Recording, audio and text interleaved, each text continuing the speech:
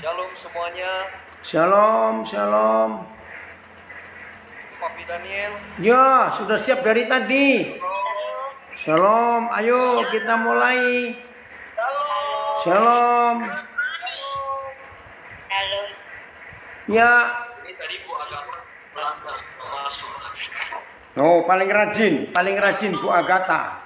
Nah, Bu Agatha paling rajin. akan kemajuan, kita akan menyembah Tuhan. Saya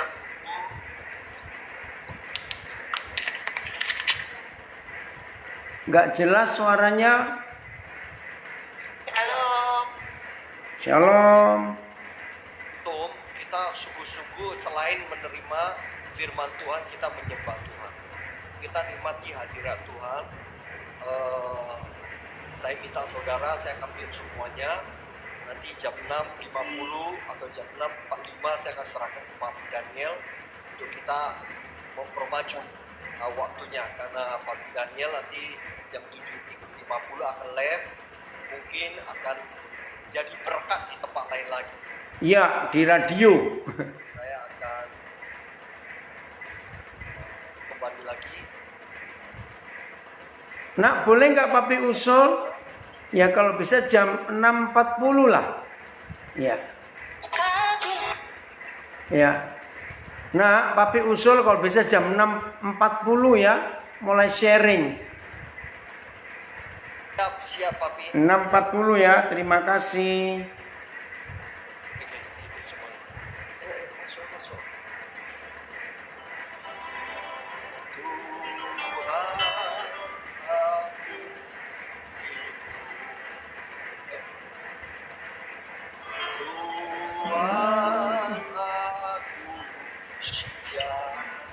Mari di tempat masing-masing kita puji Dia. Peduli aku Dengan kuatmu, buliku denganku, Tuhan aku. Tuhan aku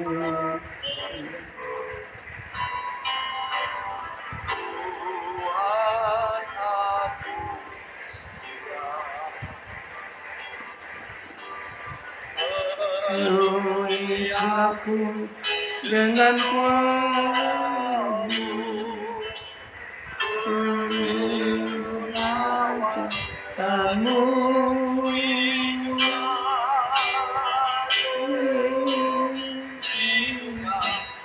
kau hadir di sini saat ini, Tuhan.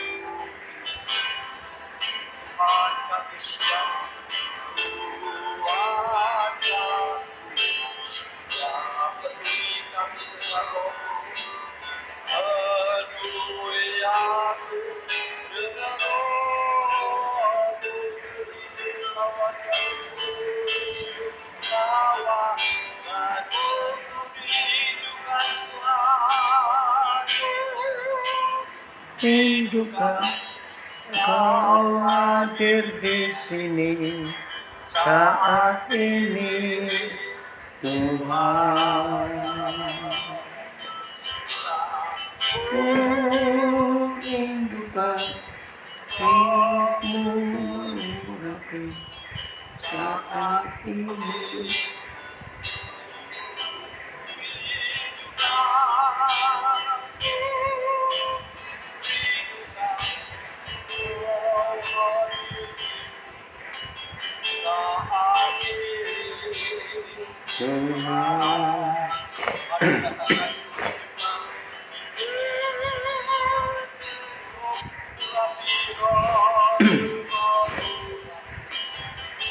Saat ini,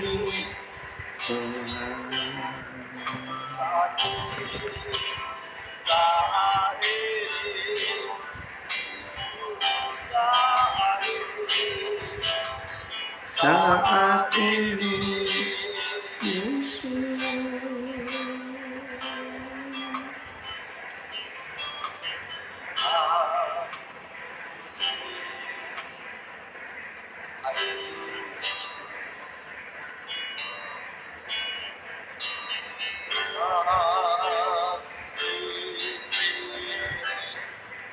I pray, have thy strength and power. With thy strength and thy power, come in thy ocean. Give me thy ocean. Holy Spirit. Holy Spirit.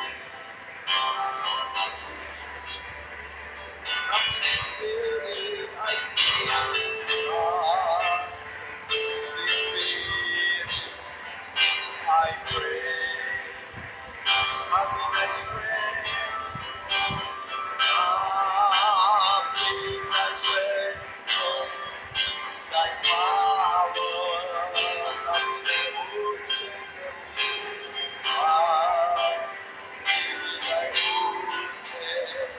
The way.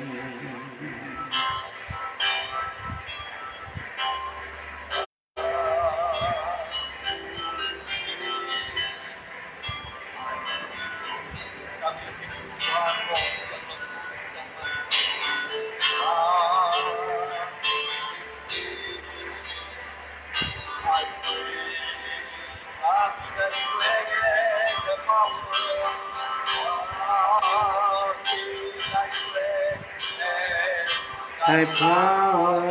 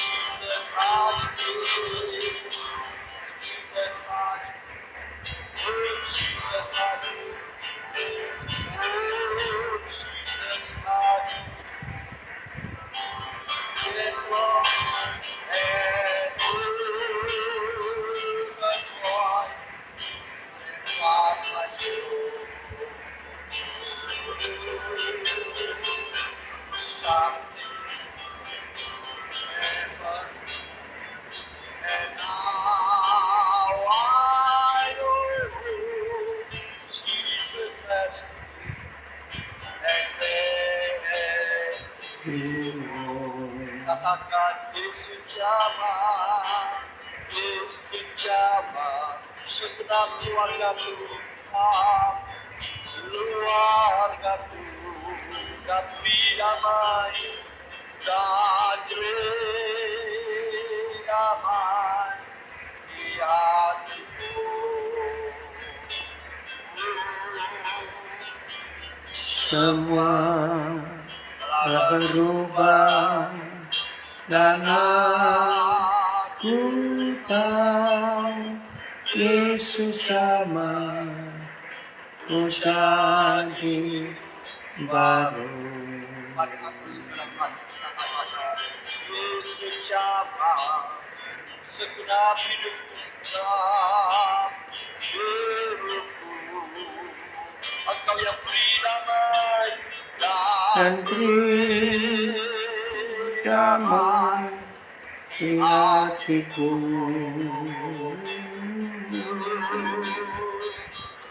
Semua tak berubah karena aku tahu Yesus Jama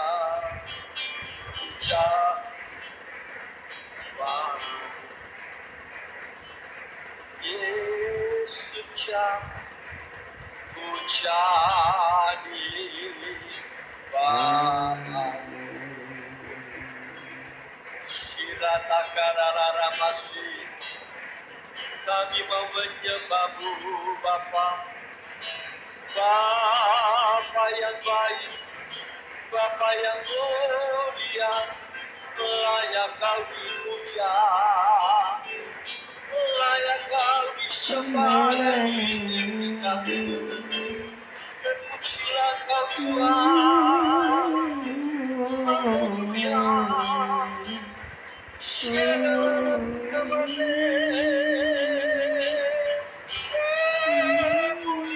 Mulialah kau Tuhan.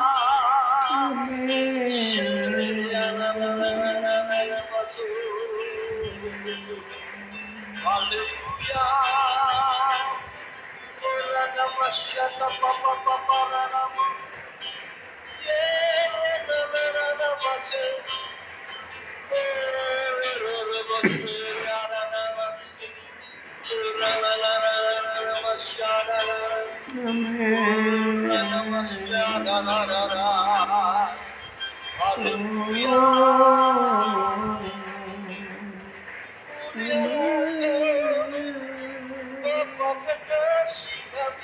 Ya Pujilah Tuhan, namamu selama-lamanya.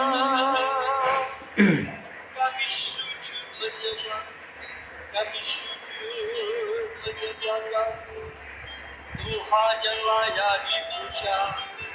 Urang papa para naramase.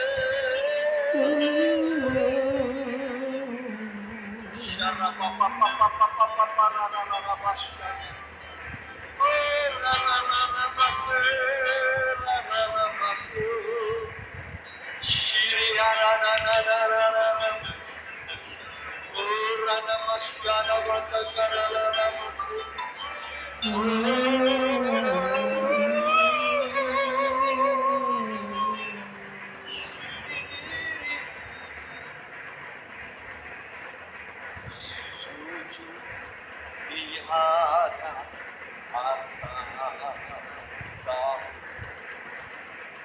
Rendahkan diri menyembahmu, ingatkan segala pengorbananmu, lembutkan hatiku, sujud di hadapan tatamu, sujud di hadapan tatamu.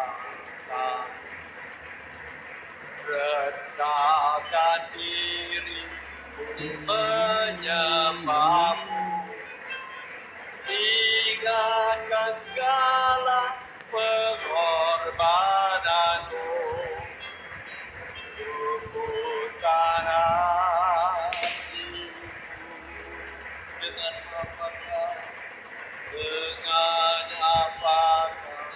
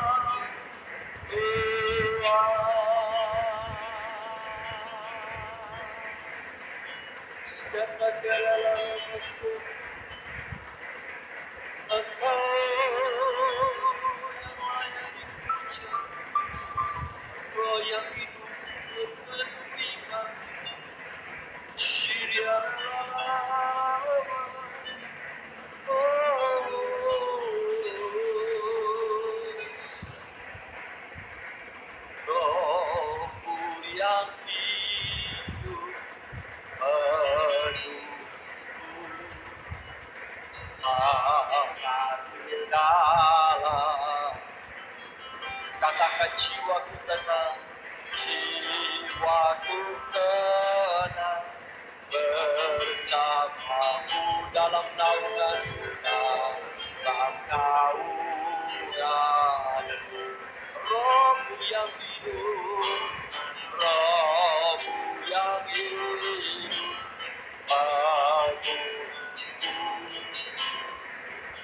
menghibur dalam jiwaku tenang, jiwaku tenang, bersamamu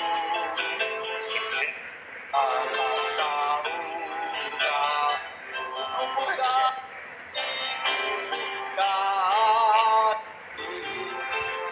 ucapanmu, serapanmu di hadiratmu, hadiratmu.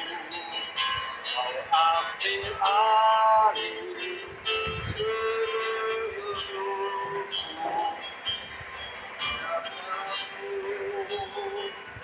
menyembah, buka hati, buka hati, ucapanmu, serapanmu, hadiratmu. Ambil alih seluruhku, akanku menyembah tiadamu, akanku menyembah tiadamu, akanku menyembah.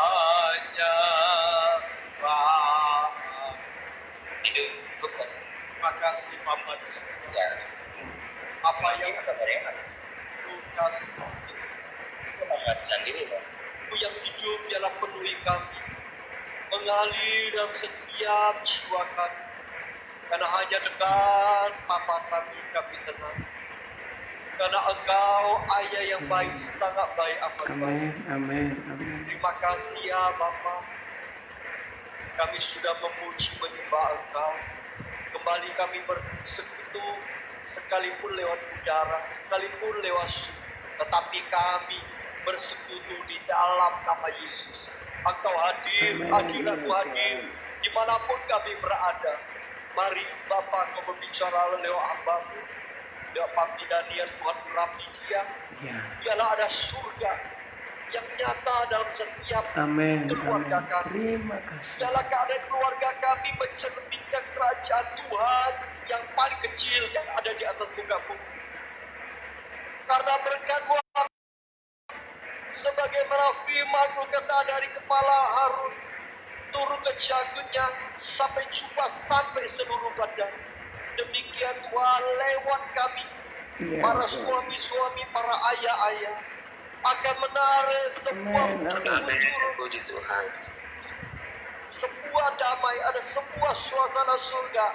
Bahkan Berkat Gunung Hermon turun atas hidup kami. Amin. Kami serahkan Tuhan hamba-Mu, ayah kami, papi kami, papa kami, berbicara menyambung lidah daripada Engkau sendiri. Mari Tuhan Kau berbicara kepada kami mulai saat ini sampai Engkau sendiri yang akan menggenapi dalam malam ini. Setiap keluarga mengalami pemulihan, setiap Amin. keluarga Amin. mengalami hadirat, setiap Ya. keluarga mengalami realita kerajaan Tuhan turun dalam setiap keluarga kami. Tidak ada keluarga yang miskin, tidak ada keluarga yang hidup dalam kutuk. Kalau Ya. kami ada di dalam Engkau, kami kaya dengan kebajikan-Mu, kaya dengan kemurahan-Mu, kaya dengan kasih. Ada damai secara sukacita. Mari Tuhan Kau berbicara dalam nama Tuhan Yesus. Kami berdoa dan mengucap syukur. Haleluya. Amin. Amin. Silakan Pak Daniel. Ya. Ya. Oke. Tolong ada yang belum dimatikan speaker saudara yang ngikuti. Ya. Siapa yang belum dimatikan? Ya. Nah, Papa berterima kasih karena diundang. Ya, untuk bisa sharing hari ini.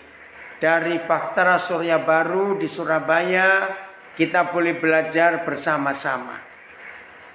Sobat yang diberkati Tuhan, saudara yang berbahagia, anak-anak Tuhan dimanapun kita berada, rekan-rekan sekerja Kristus, murid-murid Tuhan Yesus, dan semua kita yang rindu bumi jadi seperti surga. Hari ini adalah waktu yang tepat untuk kita belajar. Lagi sekali, semua kita, para sobat yang diberkati Tuhan, saudara, sahabat, rekan sekerja, murid-murid Yesus yang merindukan bumi jadi seperti surga, ini saat yang tepat, ini waktu yang tepat untuk kita belajar. Begini, saudara, tidak ada permintaan yang jauh lebih besar kecuali permintaan yang satu ini. Buat surga turun ke bumi. Itu permintaan yang paling besar. Saudara, kita semuanya tahu.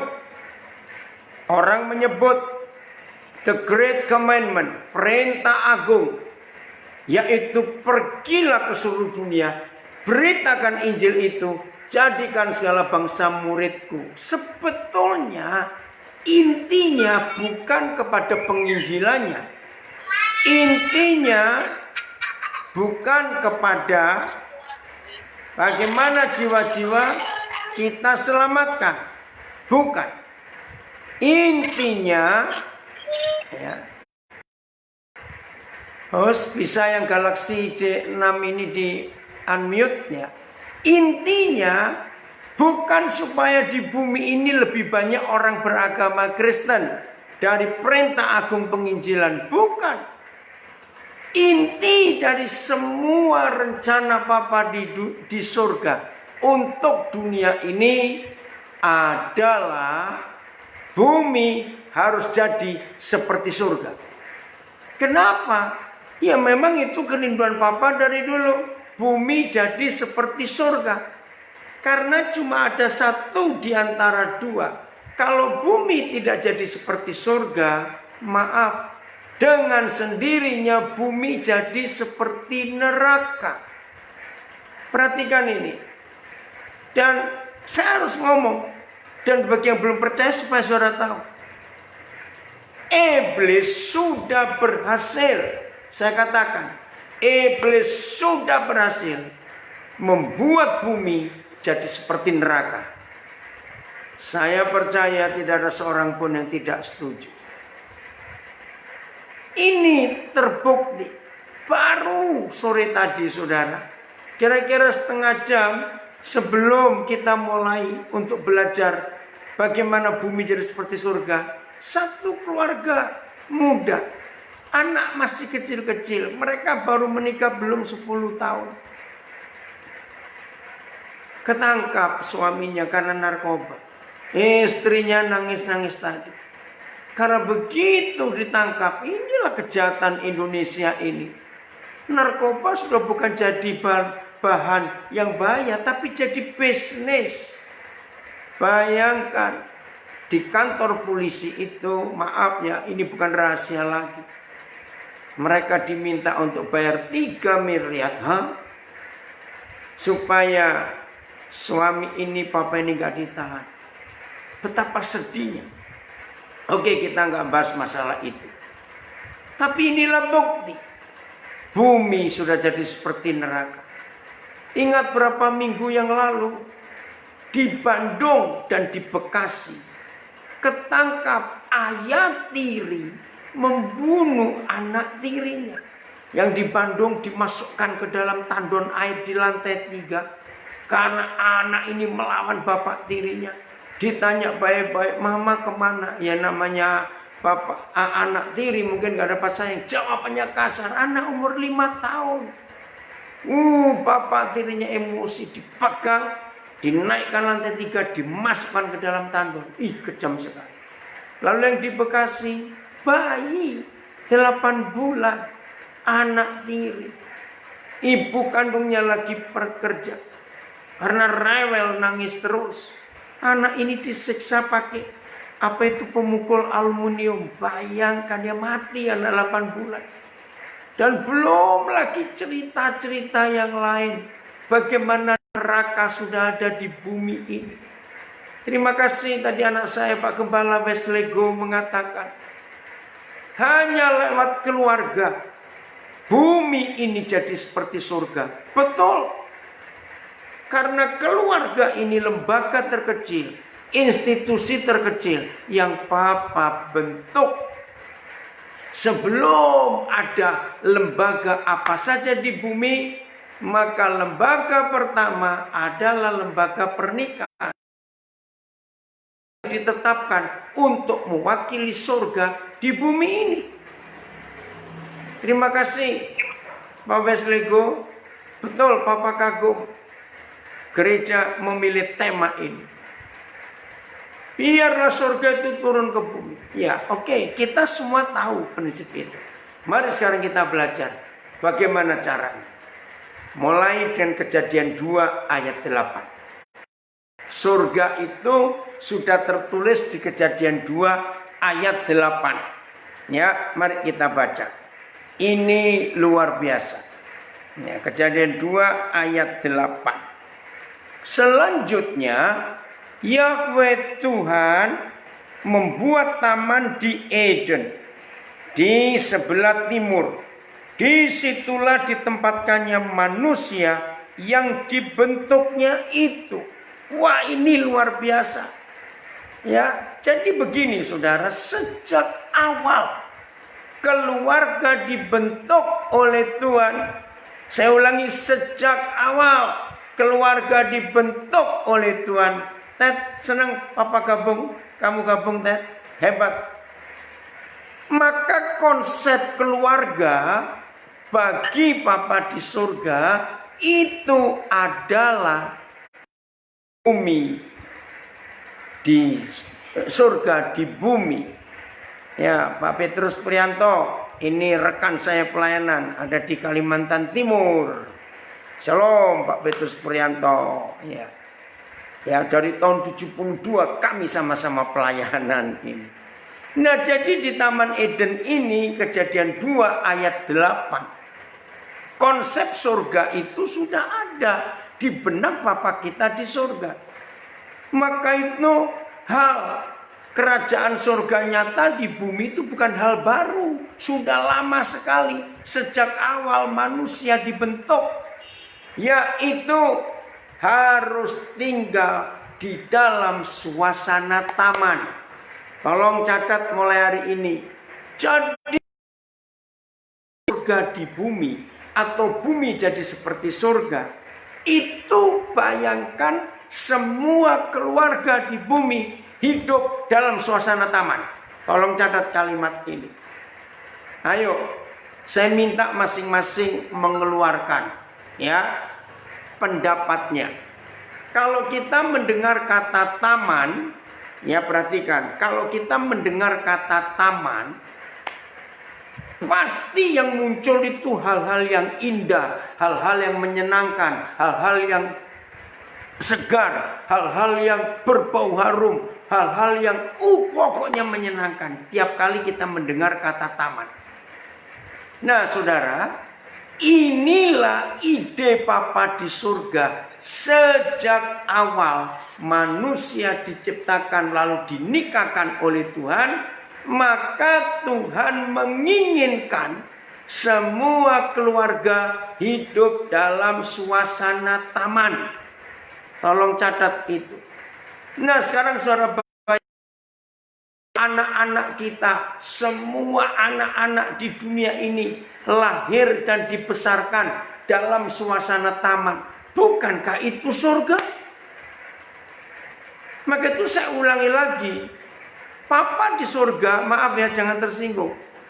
Apalagi dengan COVID-19 ini sudah makin terbukti. Papa di surga tidak pernah minta.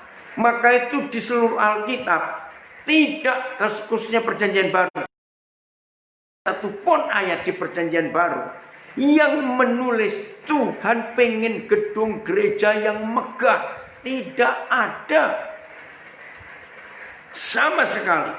Di perjanjian baru tidak ada satupun ayat yang memberitahu kita bahwa Tuhan berfirman, "Hei anak-anakku, bangunkan gedung gereja megah untuk aku." Tidak ada. Tapi mengapa kita sibuk dengan bangunan-bangunan itu? Dan lihat dengan COVID-19 itu, maaf ya saudara, apa gunanya bangunan-bangunan semegah dan semahal itu? Jadi Papa minta hanya satu. Buatlah bumi jadi seperti surga. Pindahkan surga itu ke bumi. Cuma itu permintaannya. Dan gak susah. Dan gambaran jelasnya adalah kalau bumi jadi seperti surga, itu dimulai di dalam keluarga. Jadi keluarga-keluarga ini harus hidup di dalam Taman Eden, dalam suasana taman. Itu yang Tuhan minta. Nah, sekarang kita lihat, apa lawan katanya taman? Kita bisa nyebut padang gurun, semak belukar, tandus, gersang. Itu lawan katanya taman. Dan sekali lagi, iblis berhasil membuat Taman Eden jadi neraka, saudara. Betul tidak? Ini yang kita harus pelajari. Papa tidak minta saudara dan saya buat taman itu, tidak. Dia yang menyediakan. Maka itu Kejadian 2 ayat 8 berkata, selanjutnya Yahweh Tuhan membuat taman di Eden di sebelah timur. Papa yang buat. Saudara dan saya hanya gratis menempati, tapi harus merawat. Nah, kalau kita suruh buat taman benar, saya akan protes dulu. Maaf Papa, nggak sanggup. Kenapa? Mahal. Tapi karena Papa yang buat, nah saya tanya, kalau gitu alatnya apa untuk membuat taman itu tetap Taman Eden? Saudara-saudara dikasih Tuhan, simpan firman ini dan kerjakan mulai hari ini. Alat satu-satunya, ya, alat satu-satunya yang Tuhan sediakan. Tolong catat, cuma satu. Enggak 2, enggak 10. Alatnya cuma satu. Itu aja keterlaluan. Kita bisa gagal. Apa alat untuk merawat, menjaga, mengelola Taman Eden di dalam keluarga kita ini? Jawabannya adalah mengampuni. Satu-satunya alat yang Tuhan ingin kita pakai, karena itu gratis. Sudah tamannya gratis, alatnya juga gratis. Coba bayangkan, sudah gratis saja kita masih nggak mau melakukan, kan keterlaluan. Apa nama alat yang Tuhan beri gratis kepada kita? Dan alat itu cuma satu, nggak banyak. Alat itu namanya mengampuni. Tolong catat suami istri, mengampuni. Sederhana bukan? Tetapi ini yang menjadi kebenaran. Nah saudara, aduh kalau saya ngomong ini saya tuh jengkel dan greget betul kepada kebodohan kita ini. Jadi yang diincar oleh setan di dalam keluarga kita, tolong catat suami istri harus serius mulai hari ini. Yang diincar oleh setan untuk menghancurkan Taman Eden.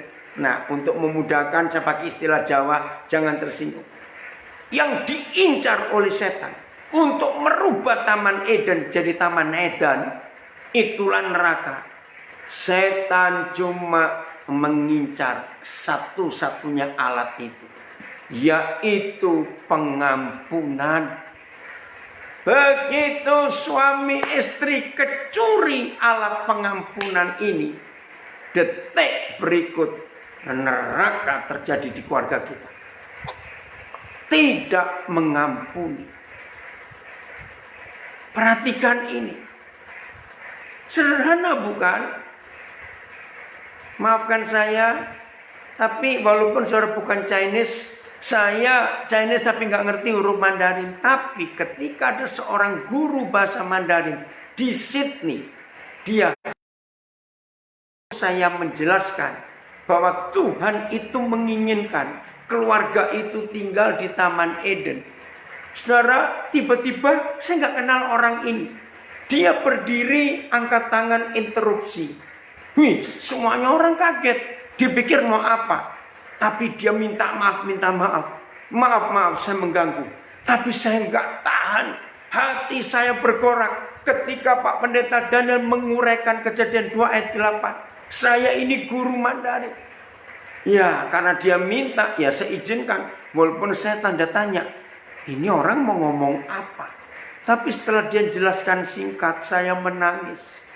Nah sekarang walaupun saudara nggak bisa bahasa Mandarin, saudara bisa cari di Google, ya, cari gini, klik di Google atau YouTube, ya, bahasa Mandarin taman atau garden in Chinese character atau garden in Mandarin. Saudara klik, buka. Begitu diterangkan oleh guru ini, saya kagum. Oh seperti itu huruf Mandarin.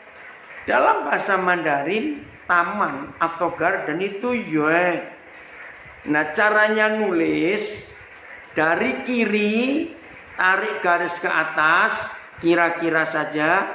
Lalu tarik garis pendek ke kanan. Lalu tarik garis ketiga. Oh langsung Pak Gembala, Pak Wesley Gu. Tapi yang tradisional ya. Jangan yang ini Jen Pizi. Ini yang singkatan, yang modern, jangan. Coba Pak Gembala. Oh, terima kasih Bapak Nak, kamu tulis. Yuan. Jadi garis kiri naik dari titik bawah ke atas agak panjang, pendek ke kanan, panjang lagi ke bawah.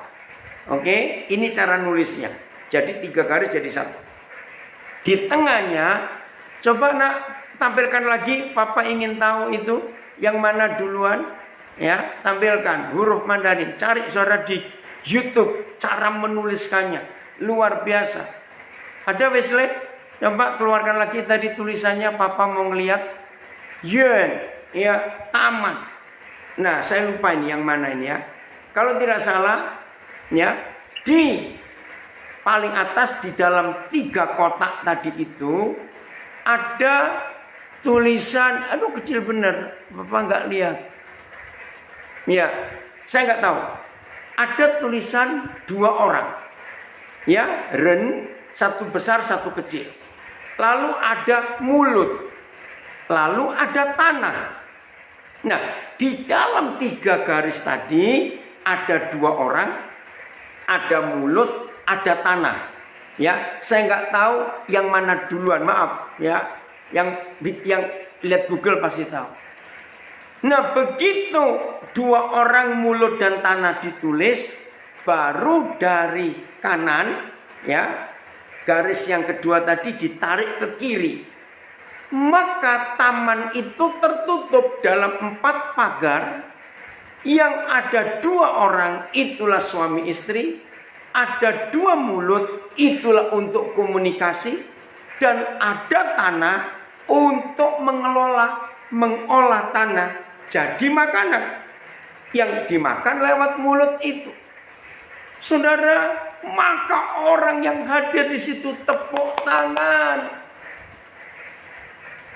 Iya, saya nggak kebaca lagi kecil mah. Karena diterangkan hebatnya Papa di surga tentang konsep taman untuk semua pernikahan. Keren nggak saudara? Oh, terima kasih Papa di surga. Maka itu kalau ada di antara kita hari-hari ini, keluarga kita seperti neraka atau taman Eden. Saudara nggak usah kejar pencurinya yang ambil alat satu-satunya mengampuni, nggak usah. Papa di surga menyediakan kembali pengampunan itu begitu saudara dan saya mau mengampuni pasangan kita. Maka padang gurun tandus seketika berubah jadi taman Eden lagi. Tolong catat ya suami istri. Tidak ada hal. Oh, terima kasih Kotim. Ini guru saya bahasa Mandarin nulis di Facebook. Tanah mulut baru 2 orang. Terima kasih. Oh, ada guru bahasa Mandarin muncul. Pak Timothy Sugeng Tanang dari Surabaya. Ini keren sekali. Jadi tanah dulu ditulis, itu asal kita, lalu baru mulut, dan baru 2 orang. Oh, itulah Papa kita di surga. Nah, maka itu mari hari ini, saudara, hari-hari ini, sebetulnya gampang sekali membuat bumi jadi seperti surga. Kalau di dalam rumah ada pengampunan dan pengampunan. Nah, anak-anak yang tidak belajar dari papa mamanya untuk mengampuni, maka anak-anak yang dibesarkan dalam hidup papa mama yang rajin bertengkar. Tolong catat kalimat ini. Kalau ada di antara kita papa mama yang rajin bertengkar, nggak ada pengampunan, anak-anak kita robek dan sobek jiwanya. Anak-anak kita jadi ganas, jadi pemarah. Anak-anak kita jadi nggak sabaran. Maka kalau anak-anak kita keluar rumah,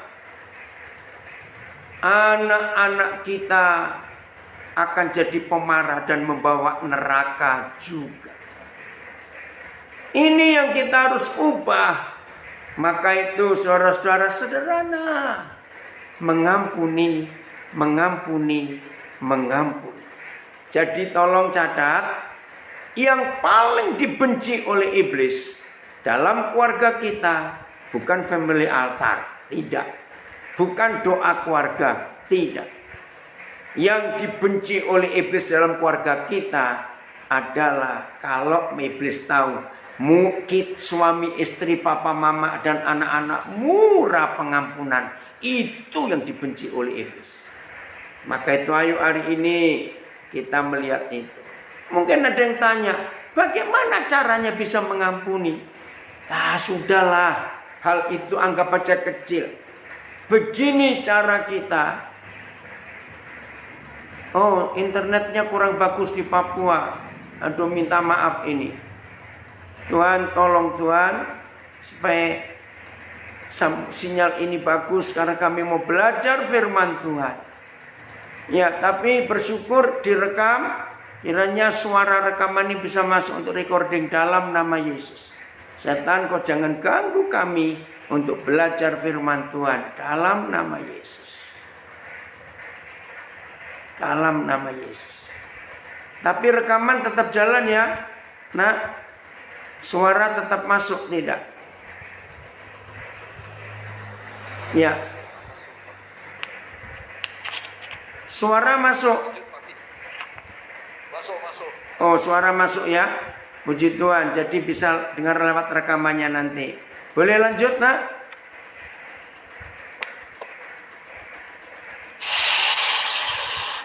Lanjut ya. Ya, oke, terima kasih.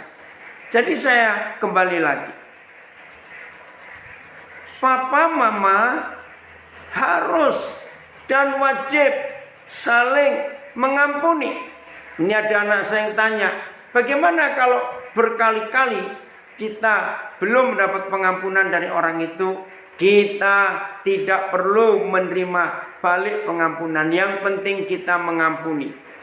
Jadi begini suami istri, perhatikan ini. Untuk mengampuni itu mudah. Loh, kok mudah untuk mengampuni? Kenapa mudah mengampuni? Konsepnya begini. Saudara dan saya sering gak bersalah kepada Papa di surga. Awas, ada yang berani berkata jarang ya. Awas, sombong sekali saudara. Nah, seperti kita yang rajin berbuat salah kepada Papa di surga. Dan tiap kali kita mengaku salah dan bertobat, kan Papa langsung mengampuni. Nah, seperti itu kita mengampuni orang yang bersalah kepada kita. Sebagaimana Papa sudah mengampuni kita berkali-kali. Kadang-kadang atau sering kita minta ampun berkali-kali di dosa yang sama. Dan Tuhan tetap mengampuni. Nah, seperti itu Papa ingin kita mengampuni orang yang bersalah kepada kita. Maaf, saya tanya, istri kita, suami kita orang atau bukan? Nah, kalau bukan orang terus siapa? Maaf ya. Jadi ampuni. Berapa kali pun suami kita salah, berapa kali pun istri kita salah, tetap mengampuni. Demi surga nyata di bumi. Bisa, saudara. Oke? Jadi untuk mengampuni itu bukan bisa atau tidak bisa. Untuk mengampuni hanya perlu satu, mau atau tidak. Kalau bisa pasti bisa. Karena tinggal menyatakan pengampunan, legakan hati kita. Seperti Papa telah mengampuni kita. Begitu pula kepada sesama kita. Saya nggak mau lama-lama berputar di proses pengampunan. Karena kita sudah sering dengar bukan? Tinggal melakukan. Oke, kalau sempat nanti kita bahas. Saya melangkah lagi untuk melihat fakta surga di bumi. Saudara, doa Bapa kami di surga, dikuduskan namamu, datanglah kerajaanmu, jadilah kehendakmu. Datanglah kerajaanmu, jadilah kehendakmu. Kalimat yang betul, supaya bumi jadi seperti surga. Bukan jadilah kehendakmu di bumi seperti surga. Itu terjemahannya salah. Yang betul, datanglah kerajaanmu, jadilah kehendakmu, supaya bumi jadi seperti surga. Nah, di antara dua kalimat, datanglah kerajaanmu, supaya bumi jadi seperti surga, ada jembatannya. Jembatannya berkata, jadilah kehendakmu.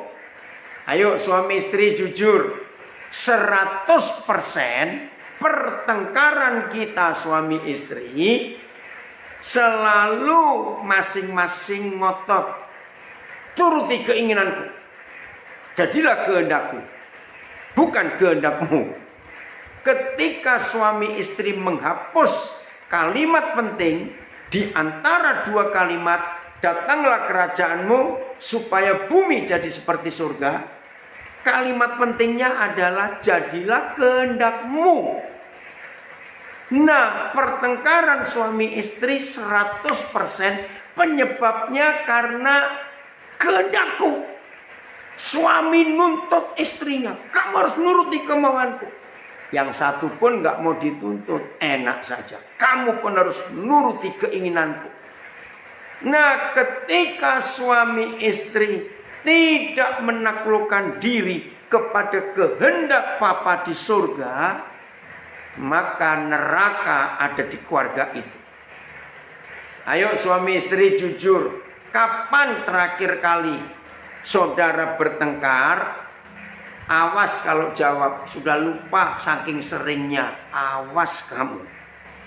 Nah, 100% penyebab pertengkaran itu karena kalimat tengah ini. Datanglah kerajaanmu dengan supaya bumi jadi seperti surga. Kita hapus jadilah kehendakmu. Itu kita ganti jadilah kehendakku. Maka kalau suami istri saling ngotot, kehendakku, yang sudah bilang kehendakku juga, lalu setan yang masuk. Maka itu suami istri, ayo mulai hari ini kita betul-betul merendahkan diri, merendahkan hati. Bukan kehendak istri, kehendak suami yang dilakukan, tapi kehendak Papa di surga. Wow, itu luar biasa. Kenapa? Ini yang Tuhan. Amin, betul. Maka itu yang rajin bertengkar karena saudara saling ngotot. Kehendakku, yang sudah bilang kehendakku juga. Kapan selesainya? Jelas ya? Nah, kita lanjutkan sekarang. Memindahkan surga ke bumi dalam logika kita itu gak gampang. Coba saya berikan contoh ini ya. Coba saya berikan contoh ini. Maaf ya, maaf. Sesederhana-sederhananya sebuah keluarga. Kalau bilang mau pindah rumah, itu ribet atau gampang? Ya, sederhana-sederhananya sebuah keluarga pasti ribet kalau pindah rumah, sebab ngurus barang-barangnya. Harus mikir rumah yang baru mau tempat ini cocok tidak. Nah, ternyata saudara, barang-barang surga itu enggak banyak. Jadi supaya kita mampu dan bisa memindahkan barang-barang surga, maka kita harus tahu dulu isi surga itu apa. Ayo kita buka Roma 14 ayat 17. Sederhana sekali. Ternyata barang-barangnya Papa di surga jauh lebih sederhana daripada barang-barang kita. Maaf, maka itu saya katakan tadi, sesederhana-sederhananya satu keluarga, barangnya pasti nggak mungkin 3, lebih daripada itu. Tapi ini barang-barang surga. Sebab kerajaan Tuhan bukanlah soal makanan dan minuman, tapi soal 1, kebenaran, 2, damai sejahtera, 3, sukacita oleh Roh Kudus. Wah, luar biasa. Jadi isi surga itu cuma 3 hal tadi. Kebenaran, damai sejahtera, sukacita oleh Roh Kudus. Ini loh keterlaluannya kita. Gereja Tuhan yang diminta untuk memindahkan surga ke bumi. Ternyata kita ini terlalu, bahkan sangat terlalu. Kok bisa? Bayangkan. Lebih 2000 tahun yang lalu, Tuhan Yesus sudah minta kepada gerejanya di bumi. Datanglah kerajaanmu, jadilah kehendakmu, supaya bumi jadi seperti surga. Bayangkan, apa enggak Tuhan kita ini diminta untuk memindahkan surga ke bumi, yang isi barang surga cuma 3, yaitu kebenaran, damai sejahtera, dan sukacita oleh Roh Kudus. Masa 2000 tahun gak selesai-selesai? Mindahkan 3 barang saja. Tapi kurang ajarnya kita, saudara. Disuruh mindahkan 3 barang aja 2000 tahun gak selesai-selesai. Tapi tiap hari berkati Tuhan, berkati. Kalau Tuhan model saya, boro-boro diberkati. Suruh kerja mindahkan 3 barang aja gak selesai-selesai, minta berkat terus. Awas. Maaf ya.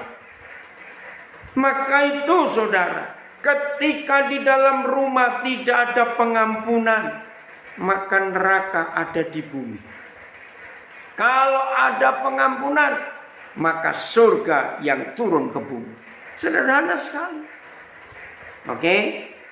Wahyu 21. Ini jelas sekali. Sederhana sekali. Wahyu 21. Ayat 3 berbunyi demikian. Lalu aku mendengar suara yang ribut, suara yang wow sekali dari takhta itu berkata, lihatlah takhta kemah Tuhan ada di tengah-tengah manusia. Terima kasih Pak Gembala. Kemah Tuhan di tengah-tengah manusia. Lalu Tuhan diam di antara manusia. Tuhan jadi Tuhan mereka. Manusia menjadi umat Tuhan. Wih, luar biasa. Itulah surga. Berarti surga pindah ke bumi. Tuhan gak betah di surga karena gak ada kita. Maka itu ketika kita sudah di bumi, surga pindah ke bumi, Papa turut pindah. Itu ayat 3. Ayat 4. Nah, tolong ayat 4, Pak Gembala. Ini luar biasa. Ada apa kalau ada surga? Wahyu 21 ayat 4. Dan Papa menghapus air mata dari segala muka mereka, dan ia akan menghapus segala air mata dari mata mereka, dan mau tidak akan ada lagi. Terima kasih Papa. Tolong dicatatnya, saudara-saudara yang ikuti webinar ini lewat Facebook, Instagram, Zoom, catat. Begitu surga ada di bumi, yang dimulai dari keluarga kita masing-masing, maka di mana ada surga, saudara, lihat Wahyu 21 ayat 4. Begitu Wahyu 21 ayat 3 terjadi di bumi, surga turun ke bumi, bumi jadi seperti surga. Cuma satu hasilnya, maka tidak ada orang yang menangis lagi. Wih, saya kagum. Enggak ada orang menangis lagi. Maka itu mari kita tanya, apa yang menyebabkan anggota keluarga kita masih menangis? Maka hari ini kita ketemu jawabannya. Karena surga belum ada di keluarga kita.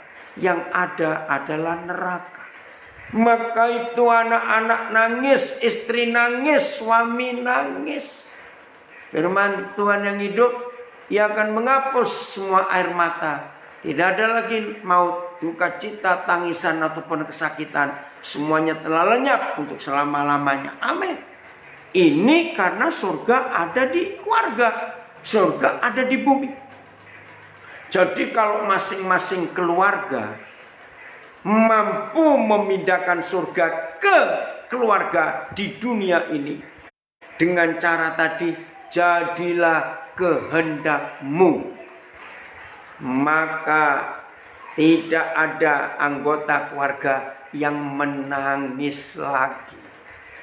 Maka kalau keluarga demi keluarga, luar biasa, hidup dalam suasana taman. Tidak ada anggota keluarga bisa menangis lagi. Maka tetangga-tetangga kita akan menikmati surga itu juga. Saudara, ini loh yang Tuhan ingin atas kehidupan kita. Maaf ya, keterlaluan. Kalau sudah diminta lebih dari 2000 tahun, pindahkan surga itu, dan isinya cuma 3. Kebenaran, damai, sejahtera, sukacita oleh Roh Kudus. Keterlaluan kita. Mari kita bongkar pelan-pelan. Cuma 3 lagi sekali. 3, nggak banyak. Dengarkan kalimat ini. Mulai pagi-pagi kita bangun. Mulai ya, pagi-pagi bangun. Begitu kita bangun pagi, langsung cari kebenaran. Karena itu nomor 1, harta surga. Siapa kebenaran? Ya nggak usah tanya. Tuhan Yesus. Maka itu suami istri, anak-anak, pagi-pagi bangun, awas kamu cari HP. Awas kamu. Pagi-pagi bangun, jangan langsung ngecek saldo. Awas kamu. Pagi-pagi bangun, jangan sibuk cari kopi. Pagi-pagi bangun, langsung kebenaran kita hadirkan. Itulah Tuhan Yesus. Itulah firman-Nya. Karena firman-Nya itu kebenaran. Wih, luar biasa. Jadi suami istri, anak-anak pagi-pagi cari kebenaran. Hadirkan Tuhan Yesus. Hadirkan. Di tempat tidur, kita masih di tempat tidur. Cari firman-Nya, renungkan firman-Nya. Yang kemarin-kemarin kita dengar termasuk firman hari ini. Besok pagi waktu kita bangun, firman ini kita buka lagi. Baca lagi, renungkan lagi. Senyum ke kiri, ke kanan, senyum. Aduh, suami istri, indah. Sudah nikmati. Maka harta kedua itu muncul. Damai sejahtera. Damai sejahtera. Ini keren. Luar biasa. Damai sejahtera. Otomatis saudara, kalau Tuhan Yesus kita dulukan hadir di tempat tidur kita pagi-pagi. Setelah kita menikmati damai sejahtera, pasti muncul yang ketiga, sukacita. Betul?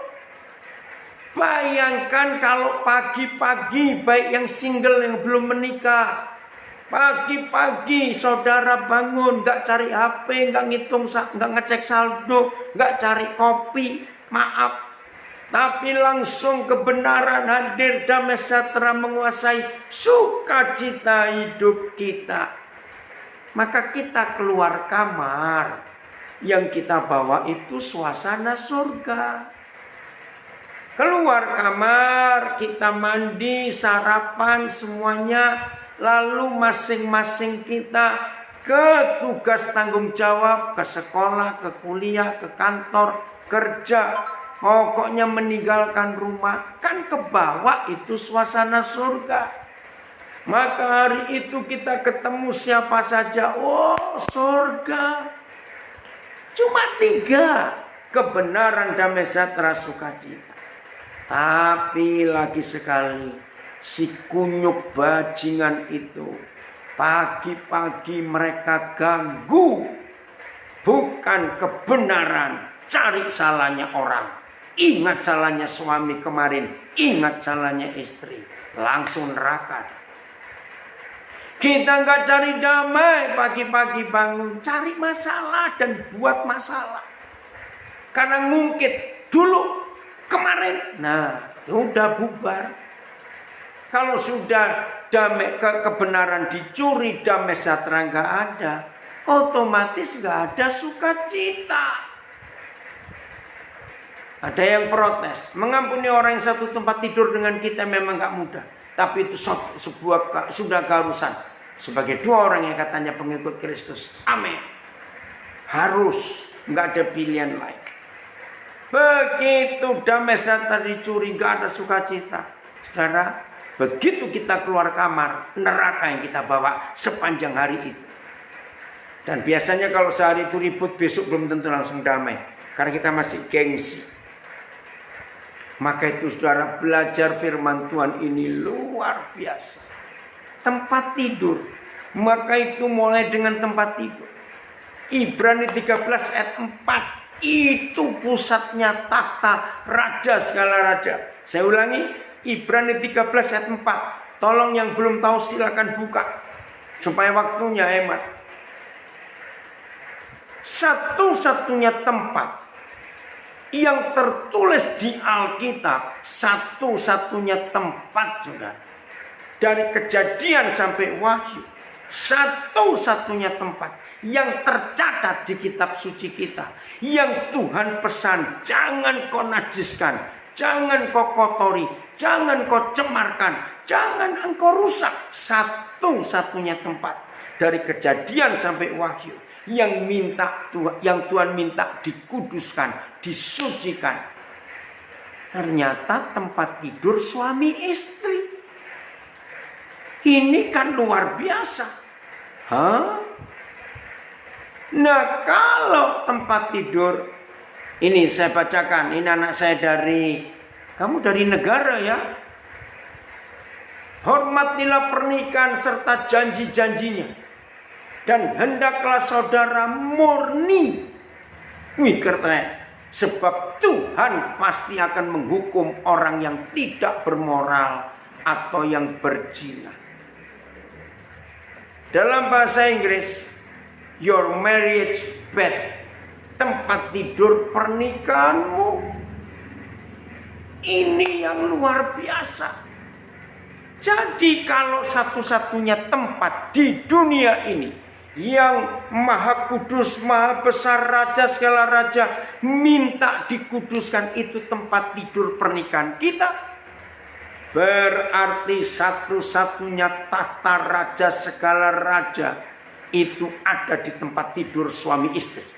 Catat, bukan di mimbar gereja, bukan di tabernakal, bukan di bukit doa, bukan. Maka itu tolong hamba-hamba Tuhan yang punya kebiasaan aneh yang gak tertulis di Alkitab, naik ke mimbar lepas sepatu. Mana ayatnya? Gak ada. Rubah cara itu, maaf. Kenapa? Gak penting. Nah, kalau Tuhan hadir di mimbar gereja, nah kalau kita selesai kebaktian, gereja dikunci, lah Tuhan ngapain duduk di situ sendirian? Ngawur. Maaf, tidak ada ayat lain di Alkitab yang harus kita sucikan, tahirkan, kuduskan selain tempat tidur suami istri. Tidak ada. Maka itu jangan coba-coba mengubah mimbar jadi kudus. Tidak. Tempat tidur kita itu yang kudus. Nah, itu takhta raja segala raja. Jadi saudara-saudara, untuk menghadirkan surga ke bumi, maka tahtanya kita harus bereskan. Tahtanya raja surga itu ternyata tempat tidur kita. Wih, keren sekali. Maka itu suami istri yang sedang gak beres pasti malas tidur berdua. Suami istri yang lagi gak beres hatinya, pasti alasannya panas. Nah, alasan. Suami istri yang gak beres, tempat tidurnya sepi. Loh, kok sepi kenapa? Gak ada komunikasi. Maka itu setelah, saya ingat Juli 87 di Jalan Tidar Surabaya, itu rumahnya Dokter Gigi Kamaludin. Saya tinggal di situ waktu itu. Saya mendapat pencerahan dari Ibrani 13 ayat 7. Terima kasih Dokter Kamaludin. Saya diizinkan tinggal berapa saat waktu itu. Ya, saya lupa nomor berapa jalan tidak. Begini hikmat Tuhan. Ternyata nilai sebuah keluarga, nilai ya, value, bukan dilihat rumahnya besar atau kecil, mobilnya Mercedes atau yang keren atau sedan biasa. Maaf, tidak. Nilai sebuah keluarga adalah tempat tidurnya. Maka itu sebuah keluarga yang harmonis, sebuah keluarga yang menghadirkan surga, tempat tidurnya itu rame, seru, ada guroan, ada tertawa. Betul tidak, saudara? Tempat tidurnya itu. Karena apa? Karena komunikasi bagus. Maka itu kata Taman tadi, ada mulut untuk komunikasi. Wih, luar biasa itu. Jelas ya saudara? Nah, maka itu kalau rumah tangga nggak harmonis, maka tempat tidurnya sepi.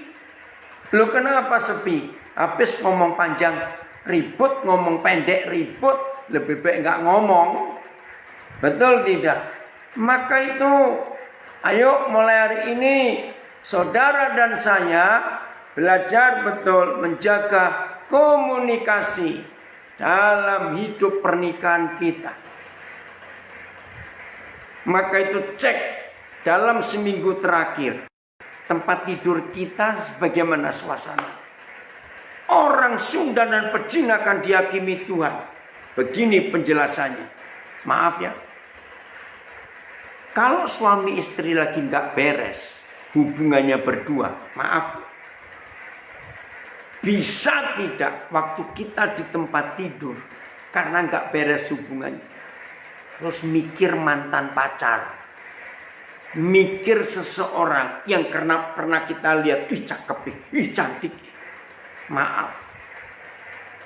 Bukankah kata Tuhan Yesus, barang siapa memandang orang lain dan menginginkannya, itu sudah berzina dengan dia. Jadi suami istri tolong perhatikan. Ya, dalam bahasa Yunani apa? Ada yang nulis, saya nggak kebaca. Oh, ini Wimpi. Ya, kebenaran ditulis keadilan. Betul, ya harus adil. Terjemahnya perbuatan benar. Ya, terima kasih Wim. Ini dia. Jadi kalau suami istri nggak beres di tempat tidur, walaupun nggak ada orang ketiga di tempat tidurnya, walaupun suami nggak cari perempuan lain, istri nggak cari cowok lain, tapi kalau sudah mikir mantan pacar atau mikir orang lain, kan sudah berzina. Jadi najis tempat tidur kita. Maka itu harus dibersihkan.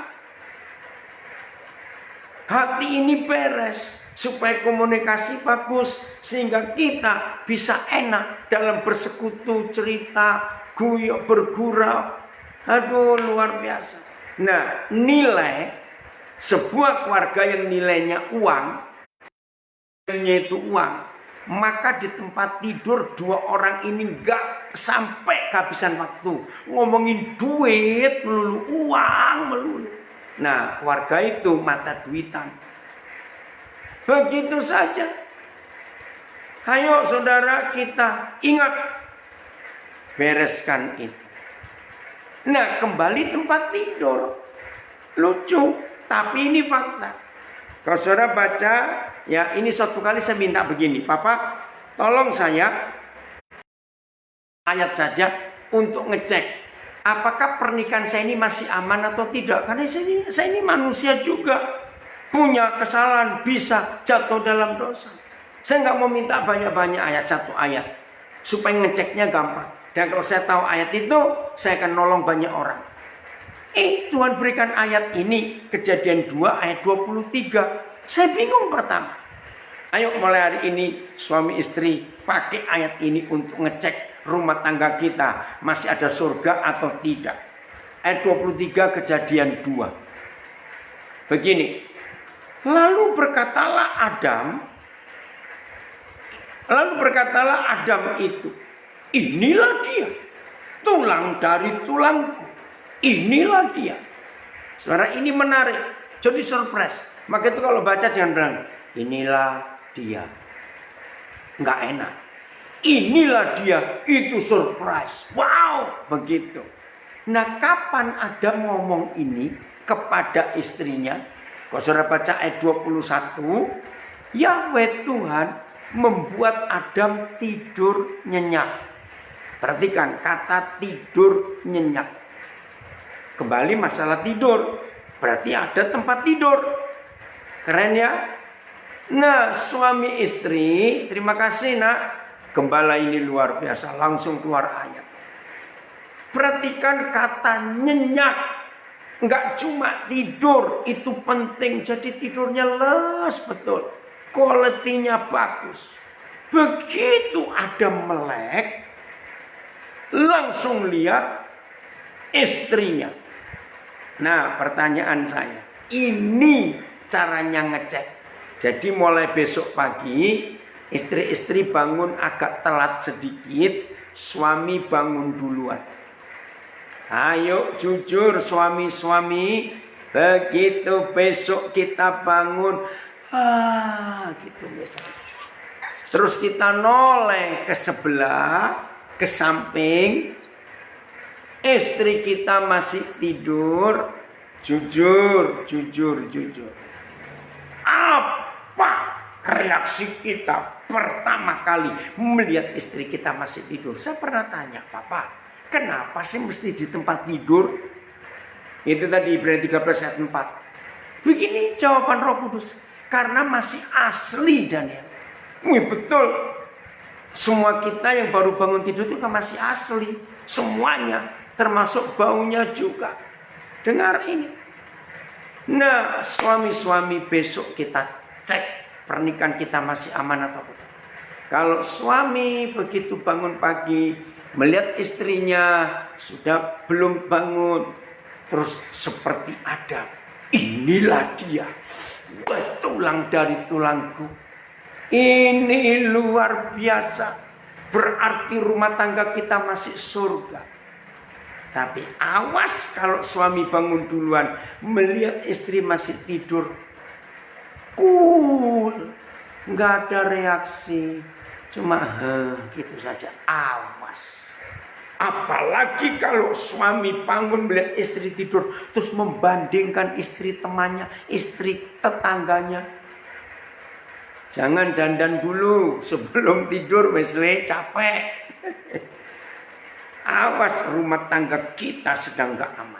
Apalagi kalau sampai ada suami begitu bangun noleh terus kaget, waduh gemuknya. Awas kamu dalam nama Yesus. Jadi saudara, surga akan turun ke bumi kalau kita saling mengampuni, saling menerima kekurangan kelebihannya. Semuanya juga ini yang hebat sekali. Surga turun ke bumi. Suami terimalah kekurangan istri. Istri juga terima kekurangan suami. Semuanya. Maka Tuhan akan bekerja dahsyat. Anak-anak puas di rumah. Terima kasih Bapak. Taman itu tetap ada di hidup keluarga kita. Menarik loh saudara. Kalau Taman Eden itu jadi luar biasa. Ayo kita jaga taman itu. Alatnya jangan lupa ya, apa tadi? Mengampuni. Enggak ada orang yang bisa menangis lagi di keluarga kita. Karena pengampunan itu sempurna dan pengampunan itu luar biasa. Suami, jadilah suami yang baik. Punya otoritas. Istri, jadilah istri yang tunduk kepada suami. Punya wibawa. Aduh, karena waktu ini ya. Tapi ayo hari ini Alkitab itu kita bongkar, kita gali untuk menemukan kebenaran-kebenaran. Maka itu suami-suami teler bertobat hari ini. Suami-suami nggak punya wibawa bertobat hari ini. Saya akan baca bagian terakhir Pengkhotbah pasal yang ke-10 ya. Pengkhotbah pasal yang ke-10. Dengan cepat ini ya, 3 ayat saja untuk kita perhatikan supaya suami-suami tahu posisinya di dalam keluarga. Ayat yang ke-16 mulai. Saya baca langsung. Suami, wahai kau tanah, negeri, keluarga, kalau rajamu, kalau suamimu seorang kanak-kanak dan pemimpin-pemimpinmu pagi-pagi sudah makan, berbahagialah engkau tanah atau negeri atau keluarga. Kalau pemimpinmu, rajamu, suamimu seorang yang berasal dari kaum pemuka dan pemimpin-pemimpinmu makan pada waktunya dalam keperkasaan, bukan dalam kemabukan. Obat ayat 18. Oleh karena kemalasan runtuhlah atap, dan oleh karena kelambanan tangan bocorlah rumah. Pengkhotbah 10 ayat 16 sampai 18. Kiranya suami-suami jadi pemimpin yang benar di dalam keluarganya. Amin. Ada otoritas. Atapnya nggak bocor. Kalau atap nggak bocor, atap aman, rumah tangga aman. Karena ada naungan dari Yang Maha Kuasa. Suami, jadilah Yesus dalam keluargamu. Amin. Tuhan Yesus memberkati kita semuanya. Maka keluarga kita akan jadi surga di bumi. Dan banyak orang keberkatan. Luar biasa. Jadilah pelaku firman. Terima kasih Tuhan. Ayo kembali kepada host. Gak ada waktu tanya jawab ini. Ya Papi.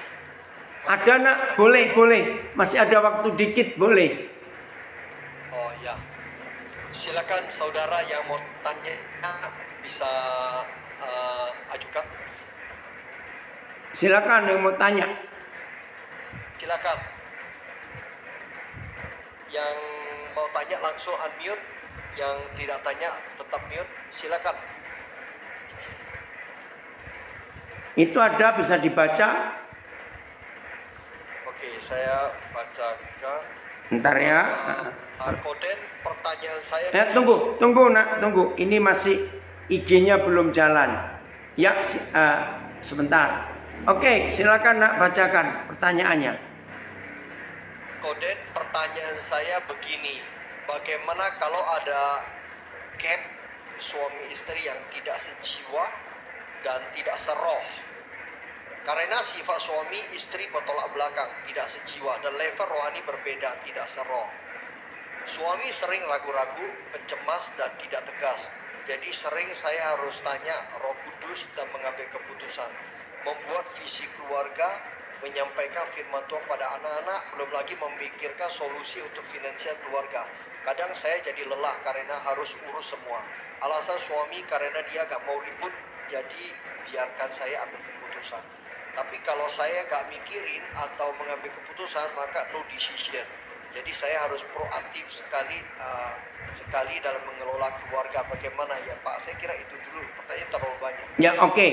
Maaf ya saudara, maka itu konseling pranikah itu penting. Tolong catat. Konseling pranikah itu sangat penting.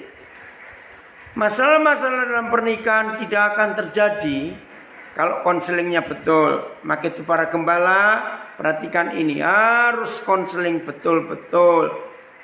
Nah ini sudah terjadi.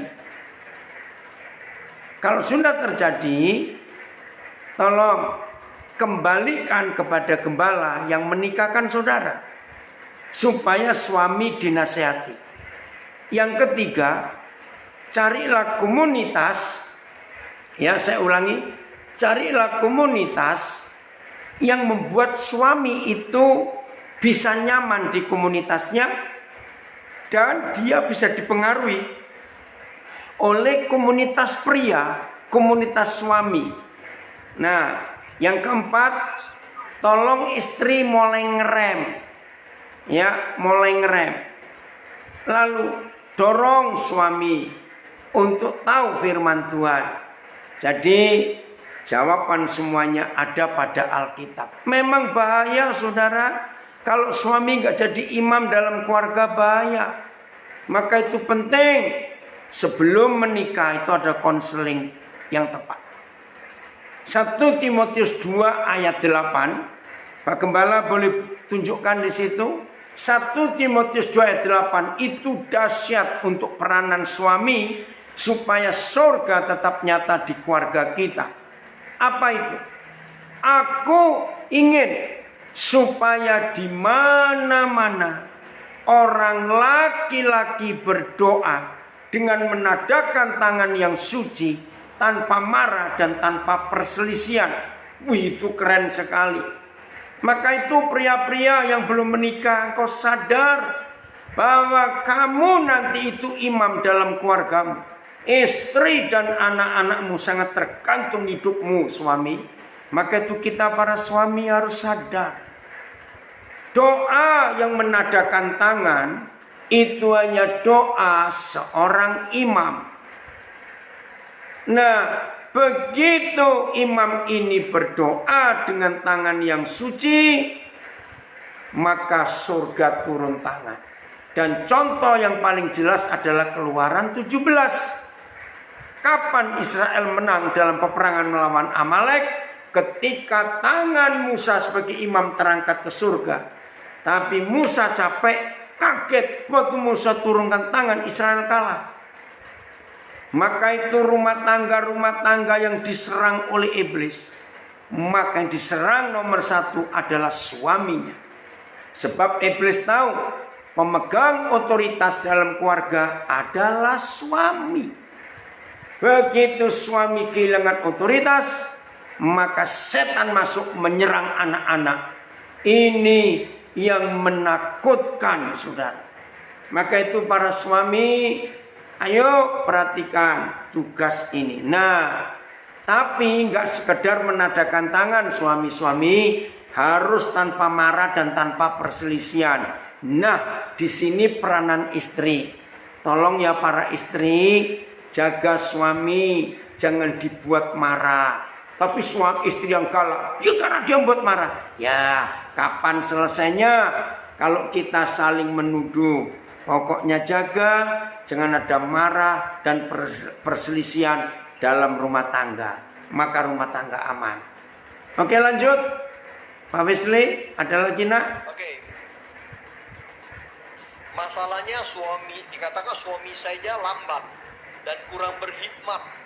Ya. Ibaratnya itu kurang pintar gitu. Oke. Jadi dalam rohani juga kurang. Bagaimana saya bisa tidak mengambil peranan sebagai seorang istri? Oke. Melebihi suami. Ya, nah tadi Papa sudah jawab. Kembalikan ke gembala yang menikahkan saudara. Cari komunitas di mana suami ibu punya tempat untuk terpengaruh dengan komunitasnya. Kalau dia ketemu suami-suami yang benar, dia akan berubah. Ya, itu pertanyaan sudah saya jawab. Mungkin pertanyaan berikut nak, supaya cepat, tadi ada banyak itu yang masuk pertanyaannya. Oke, papi, bagaimana menghadapi istri cerewet sementara melakukan pekerjaan rumah? Apakah surga bisa dihadirkan dengan istri yang cerewet? Terima kasih. Istri, tolong baca 1 Petrus 3 ayat 1 sampai 3. Istri cerewet itu membuat neraka di rumah. Tapi kenapa istri cerewet? Lihat suaminya. Ada suami yang malasnya luar biasa. Itu buat istri capek. Maka itu suami istri harus ada kerjasama yang baik. Nah, jadi kalau suami mau berubah, bisa mengerti hati istrinya, maka istri gak akan cerewet. Tapi maaf, kalau suami sudah berubah rajin, istri masih cerewet, ya plester sajalah. Maaf. Habis mau bagaimana lagi? Oke, lanjut. Apa lagi? Lanjut. Di lockdown. Di lockdown. Konsep keluarga menurut Tuhan yaitu Bapa di surga dengan kita anak-anaknya, atau mempelai pria Tuhan Yesus dengan kita gerejanya mempelai wanita. Ada 2 konsep. Ya, pertanyaannya gimana tadi? Bagaimana konsep keluarga menurut Tuhan? Oh ya, ya dua-dua itu. Dua-dua. Atau boleh dua-dua ya? Iya, karena kita harus kerjakan itu bersama-sama. Dia papa, kita anak-anak.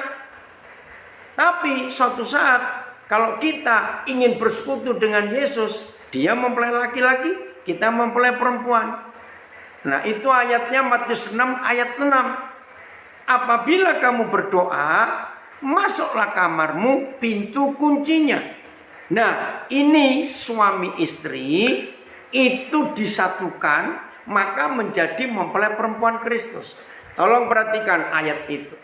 Tidak boleh ada 2 orang yang bukan suami istri lalu masuk kamar pakai kunci pintu. Awas. Yang boleh masuk kamar kunci pintu hanya suami istri. Maka itu doa, itu bukan doa makan, doa makan pagi, makan siang, makan sore, doa malam, doa pagi, tidak. Doa itu hubungan intim kita dengan Yesus mempelai surga. Jelas ya? Lanjut. Tinggal berapa menit? Aduh, ya udah. Ayo 5 menit lagi. Ya. Oke. Ada satu japri. Kalau papi panggil Tuhan itu Papa di surga. Apakah kalau kita panggil Tuhan Yesus itu lebih intim Papa di surga atau Tuhan Yesus? Oh. Jadi begini.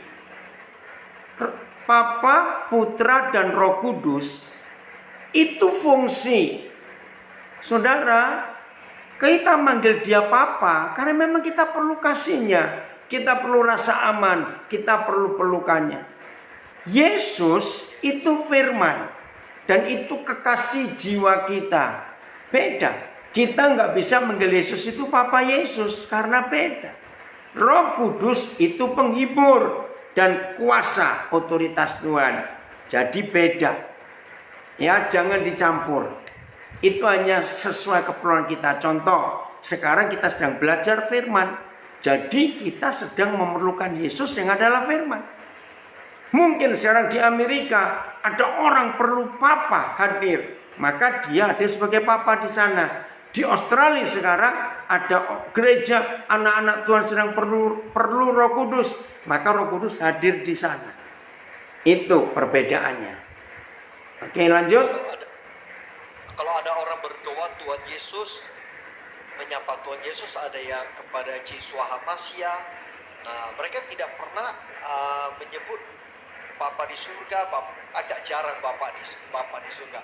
Kepada Tuhan Yesus, Tuhan Yesus. Ada yang menyatakannya Tuhan saja. Katanya Tuhan sudah meliputi tiga-tiga. Itu kalau menurut Papi gimana? Ya, Tuhan itu pangkat. Ya, keseluruhannya itu Tuhan. Bapa, Yesus, Roh Kudus itu Tuhan. Tapi Tuhan menjadi seorang Bapa, sayang kita, memberi kita hidup. Yesus itu firman-Nya, Dia kekasih jiwa kita. Roh Kudus itu penghibur yang menolong kita. Nah, jadi sesuai kebutuhan. Karena Tuhan itu pangkat. Contoh, presiden itu pangkatnya. Tapi kan dia bisa jadi papa untuk anak-anaknya. Dia bisa jadi sahabat untuk menteri-menterinya. Dia bisa jadi papa buat bangsa Indonesia. Dia punya otoritas untuk melindungi negara kita. Tapi pangkatnya presiden. Saya harap jelas. Oke, yang lain lagi? Satu lagi? Ya, siapa lagi? Terakhir, silakan angkat tangan. Tanya langsung. Di unmute, Ibu Ayu ada di sini. Oh, Ayu ada. Yuk, apa kabar? Gimana Paul? Gimana Rebecca? Ada? Ya, kalau saudara sudah, kita nanti akan minta Papi untuk doakan buat kita. Ini ada lagi masuk. Hah? Oke. Jadi bagi saudara yang tidak ada lagi, nanti kita minta Papi untuk blessing kita. Sebelum Papi mundur, saya cuma kasih pengumuman sedikit. Ya. Sebentar ya. Lagu ini ya. Saudara, minggu depan kita diberkati oleh Ibu Ruth Yulia yang luar biasa, dapat perpanjang visa, nggak bisa pulang, lockdown di Australia. Selain itu, hanya lagi ada Mikael di Cipto, berikut lagi ada Coach Iri Tejo, terakhir kita diberkati Luther Dias. Bagi saudara yang belum gabung dalam WA, untuk dapat informasi boleh kontak saya di telepon 0811 31 4300. Oke, bagi saudara yang mau berikan persembahan silakan. Juga terima kasih buat saudara-saudara yang sudah menabur. Kita juga memberkati semua kita yang ada di Zoom ini. Oke, terakhir Papi bisa berikan blessing buat kita, Papi. Ya. Mari satukan hati kita, berkat. Papa yang baik, terima kasih. Walaupun kami sering gagal untuk tetap membuat Taman Eden itu Taman Eden di bumi. Tapi hari ini lewat anak-anakmu dari Bahtera Surya Baru, kami boleh belajar, Papa. Kerinduanmu tetap satu dan tetap sama dari dulu. Bumi jadi seperti surga. Hari ini, Papa, tidak gampang melakukan firman ini. Tetapi kami percaya Roh Kudus pasti memampukan kami. Hari ini Tuhan kami mengambil keputusan. Tidak mau iblis, kami tidak izinkan iblis mencuri pengampunan dalam pernikahan kami, dalam hidup kami. Tidak. Kami akan jaga baik-baik Taman Eden ini. Terima kasih Papa. Kalau ada di antara kami sudah punya dendam kesumat kepada pasangannya, hari ini dihancurkan dalam nama Tuhan Yesus. Tuhan, ubah suami-suami malas. Ubah suami-suami nggak punya fungsi suami. Ubah hidup istri yang cerewet, yang tidak mau tunduk pada suami. Ubahkan Tuhan. Pokoknya hari ini Tuhan terjadi pemulihan dalam hidup kami. Anak-anak, ampuni papa mama.